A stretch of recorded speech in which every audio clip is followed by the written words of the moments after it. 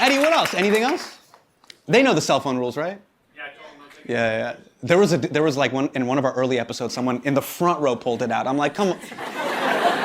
We only do back row pull out. Nothing else? I'm ready. Did you do it? Did you do it when I gave it? Say what? We're moms. You guys are moms? Yeah. Okay. So what does that mean? I don't. We don't follow rules. Oh, okay. I wasn't familiar with that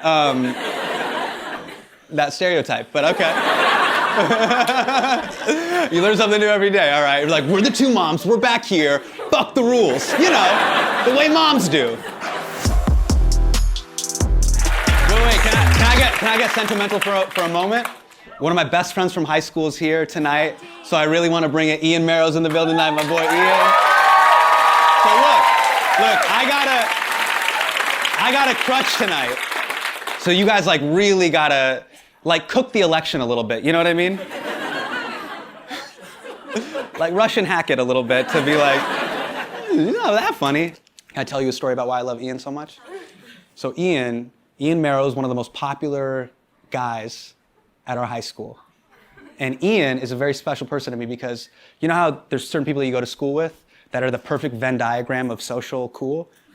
You were on the football team, you knew everybody in the athletic department, but then you were also cool with the nerds. Hey, you know what I mean? You were like you were the United Nations, where you're like, everybody deserves a place to speak. It's like, you know what I mean?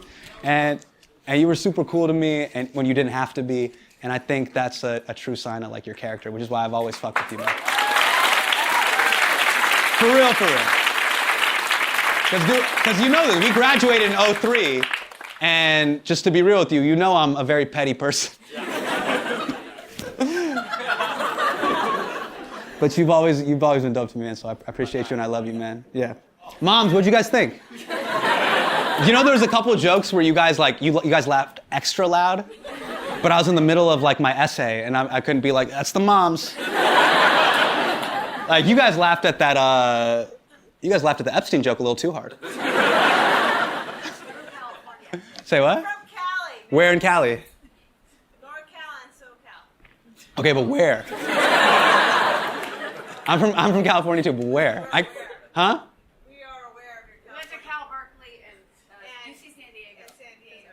Okay. Worship you, we could raise you. You. It's getting very weird very fast.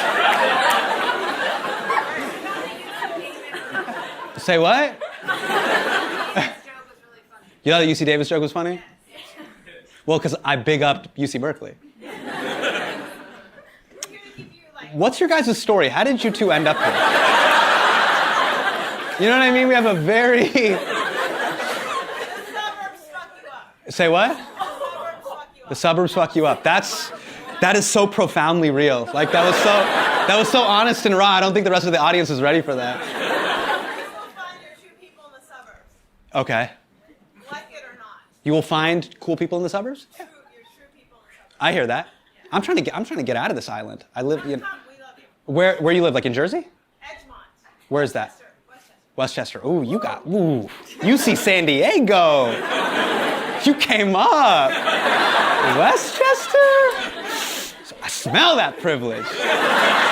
Have you used Groupon since the hot air balloon incident? This is from Priya. Is Priya here? Okay, so I haven't. I learned my lesson, but my parents love Groupon. So my mom in her car, she has a stack of Groupons, and she just goes through them, and sometimes I'll call her after work, be like, Mom, what are you doing? And she's like, I'm at Thai. I'm like, what? She's like, we had a Groupon, we're eating Thai. I'm like, all right, next day I call, I'm like, what are you doing, Mom? She's like, we're eating Ethiopian. It was a Groupon, so yeah. But Groupon got me through a lot. It was a very trying time of my life when I was out here Grouponing. You know what the most embarrassing thing about like taking a date on a Groupon date? Because they don't know you're using Groupon. So you're in the restaurant, they think you have a lot more money than you do. Like, wow, this place is so fancy. And you're like, it's 50% off the fancy. Then at the end of the day, you're watching other people pay with real money, credit cards, cash. And then you have to pull out like a piece of construction paper. Put it in the little thing. It feels like you're paying with an IOU. Like my mommy wrote her phone number on it. She'll give you the money. It's so embarrassing. I remember one time I took Bean on a Groupon date, and the dude came back and he was like, the Groupon expired. And it fucking killed me! That's worse than your credit card being denied. Because like, it's like not only do you not have money, but then it also gets revealed that you're cheap and you're bad at planning. It's just all of it compounding on top of each other. Okay, if you could change 3 rules in the NBA, what would it be?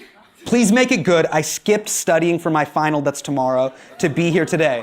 Whoa. Yo, a beer, is that, you're here? Yo, what final are you ditching? Get the fuck out of here, what are you doing? Bro, get out of here, go study. What is it? What kind of final? Molecular. Molecular biology? Dude, lecture him. Lecture this dude. Why? Are you serious? To come to a Patriot Act taping? Dude, you could have seen it on Sunday. No, it's not the same. What do you mean? Was it worth it? Yeah. Be for real. Was it worth I it? actually go with it. Oh, come on. What school did you go to? SUNY New Paltz. SUNY New Paltz? Yeah, it's upstate. So you drove? Yeah. Dude, you are really... Who drove? Yo, dude, not only are you missing crucial study time, but you're also a liar. You want to know the rules? These are my rules, all right. I actually wrote this down because when I saw this, I was like, okay, I have to actually put thought into this. Okay. So these are rules for the NBA to change it. So if a player makes a half-court shot, someone in the audience gets their student loans paid off. You know what I mean? Like, if it's deep, you know how like when they go into halftime and they're like, everyone will be like, come on. And dance like Brandon, student loans. Brandon's like breakdancing. The longer you hang on the rim after a dunk, you get more points. Why'd you take that away? Like, totally bring back taunting. In the fourth quarter, just for no reason, there's 2 balls. I just think that'd be like really great. Just like the fourth quarter starts and they're just like, ha ha. And they're like, those are my rules. What would you change? Oh, I haven't thought about that. You didn't even think about it? You haven't thought about that or your final? All right. What's your GPA? Where are you at? Oh! You guys don't even know. That's up there with like, how much money do you have in the bank, USD? No. GPA for real. I'll cut it, we'll cut it out. I won't. Oh, wait, we have to wait for my final. Oh, no. Before final. I saw it like... Dude, what? Big sis, what are you doing? Do you hear the audible gasp? Everyone's like, dude, I'm worried about you, man. I'm worried. This is sadder than the headline that we did. It's all good, man. You trying to do med school? No. My dad wants me to do it. So what's the story then? Undecided right now. You're undecided, but you're molecular bio? Dude, you're like me. You're like, yeah, we'll see what happens. Are you a comedian on the side? Huh? Dude, you got to figure it out. Otherwise, they're gonna send you to the Caribbean. I don't want that to happen. They'll send you to the island, bro. Don't do that. You're a junior, right? Yeah. Dude, decide. Otherwise, they'll decide for you. I'm telling you. You don't decide. You'll be like, what? 2 years from now, you'll be like, why am I in dental school? I'm telling you, you got to decide. Bro, I care about you more than your sister. I care. Decide. All right, if you could use truth serum on anyone in the world, I just did. All right, who would you use it on, and what would your question be? This is from Sydney. Right here. So truth serum, I've always really loved magic. I would use it with magicians and be like, come on. Just tell me.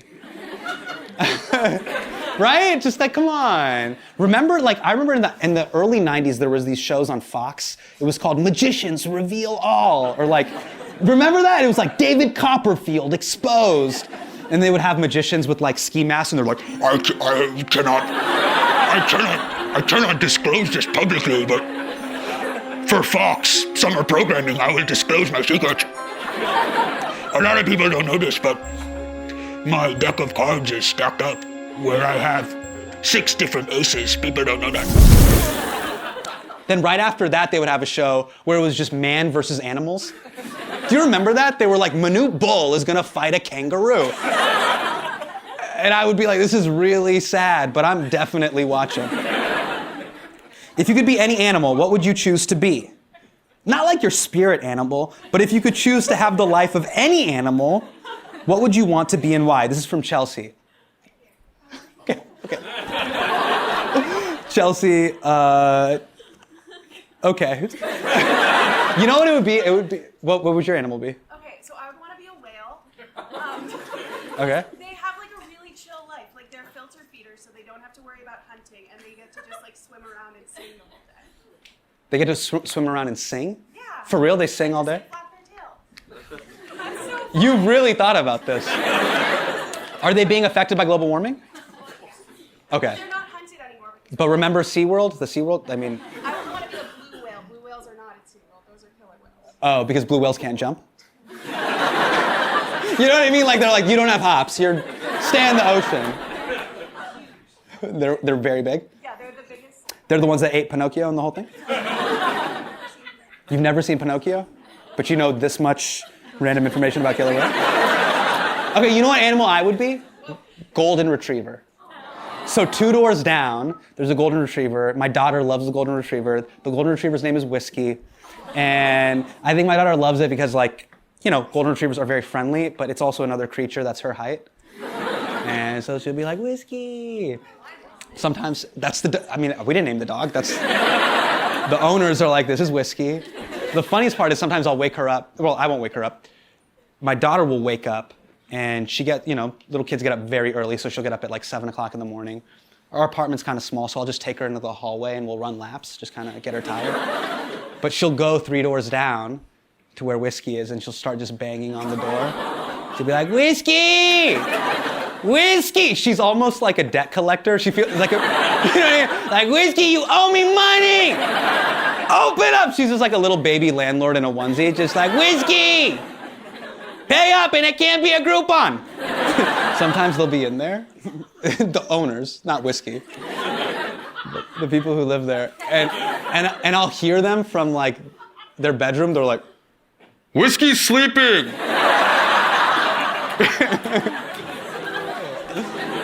Let her do it.